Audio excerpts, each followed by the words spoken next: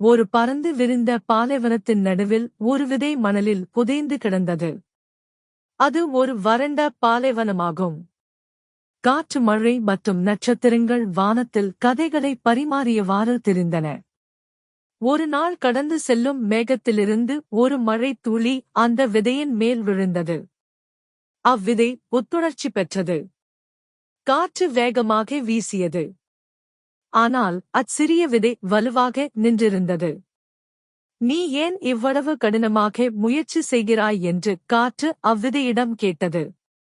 அதற்கு அந்த சிறிய விதை, இங்கு எதுவும் வளராது என்பது உண்மைதான். ஆனால் நீண்ட நாள் கடின உழைப்பிற்குப் பிறகு நான் ஒரு அழகான மஞ்சள் பூவாக பூத்து நிற்கிறேன் என்றது சிரித்தவாறு.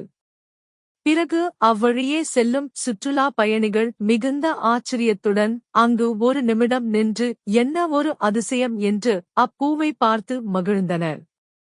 எனவே இந்த கதையின் மூலம் ஒரு செயலைத் தொடர்ந்து முயற்சி செய்து வந்தால் வெற்றி பெற முடியும் என்று இச்சிறிய விதையின் முயற்சியை பார்த்து நாம் தெரிந்து கொள்ளலாம்.